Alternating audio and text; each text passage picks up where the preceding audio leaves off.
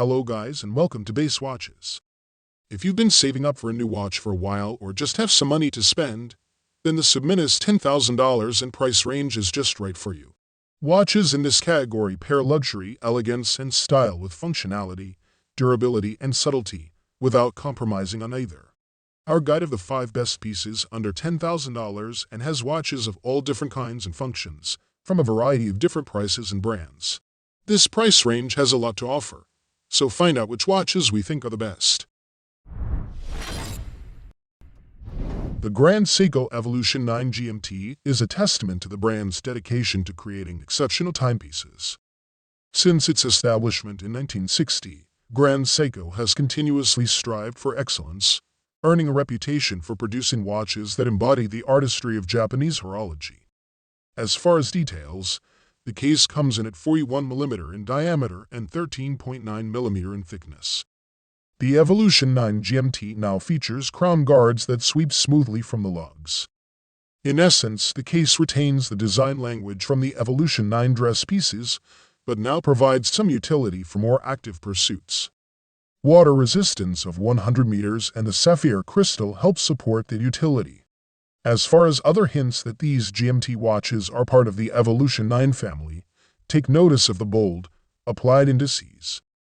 They're similar in shape, if not a tad beefier than those found on the dressier pieces. No matter which of the Grand Seiko Evolution 9 GMT models interests you, the cases come in high-intensity titanium with a matching bracelet that includes a push-button release. Additionally, there's a fixed titanium 24-hour external bezel with black numerals. When looking at the dials, the power reserve indicator is prominent, yet smooth in its execution. That tells us that these watches are powered by a spring drive movement. They utilize the 9R66, which has 72 hours of power. Fans of real GMTs will like that the hour hand can be adjusted in jump fashion via the crown. A date window sits at 3 o'clock, and critics can rejoice that the date wheel is colored to match the dial. In conclusion, the Grand Seiko Evolution 9 GMT stands as a shining example of Japanese watchmaking mastery. The Glassbox successfully combines the old and new. The watch manages to evoke the original while still looking like a modern watch rather than a remake.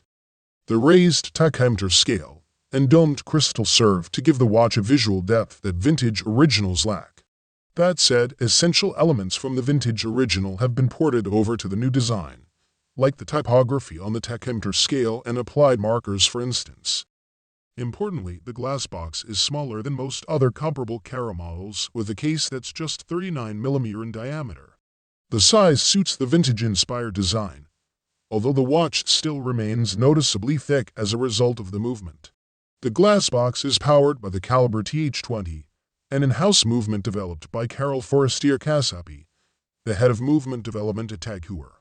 It's essentially a new and improved version of the Heuer 2, the brand's long-standing chronograph movement. Amongst the upgrades is bidirectional winding. The TH20 movement is a modern caliber that boasts both a column wheel and vertical clutch, while its power reserve is a generous 80 hours. In its price segment, the TH20-0 is certainly a capable movement, although it is plainly industrial when seen through the open back. The Carrera Chronograph Glassbox embodies the spirit of the original Carrera from 1963, but presents it in a modernized, appealing package. The Oris Big Crown Propilot X Calibre 115 is a distinctive addition to the brand's aviation-inspired Propilot collection. Oris's commitment to both tradition and contemporary design is evident in this timepiece, reflecting the brand's independence and passion for craftsmanship. At a diameter of 44mm, the Propilot X is big, and it looks like that. If worn on a small wrist, it could look awkward. But the case is comparably thin, 12.5mm, and the Propilot X is one of those watches that comfortably nestle to your wrist. The usage of titanium as a material for the complete case and bracelet results in a watch that is much lighter than it looks. The Propilot X and the in-house Calibre 115 work hand in glove as the case of the watch was designed and built around the movement itself. The manual wind Calibre 115 is left mostly galvanized and in varying shades of gray with gears breaking it up here and there. Really, the entire point of having this open-worked movement is to show off that barrel and mainspring at 12 o'clock. As the mainspring unwinds, the nonlinear power reserve indicator gradually moves downward past the unevenly spaced days. The lower the power reserve gets, the more space those days get on the indicator. It's neat to consider that the rate of speed of the power reserve hand changes. Though the Calibre 115 has a 10-day power reserve, it can run for up to a couple of days beyond that number, albeit with notably compromised accuracy. In conclusion, the Oris Big Crown Propilot X Calibre 115 is a testament to Oris's ability to blend aviation-inspired design with cutting-edge watchmaking technology. The Rolex Submariner was originally developed as a purpose-built professional diver's watch, intended to cater specifically to the scuba diving community. When it hit the market in 1953, the Submariner was the first wristwatch in the world capable of offering users a water resistance rating of up to 100 meters. Even though the Rolex Submariner is a tool watch at heart, Rolex knows it is a luxury item today. So there are little things here and there meant for looks more than function. A good example is the sapphire crystal. Rolex applies a coat of AR on the bottom of the crystal, but not on the top. This allows for the top of the crystal to be reflective and sort of makes it more shiny to onlookers. This is arguably a design decision by Rolex to make their products stand out more. It works too.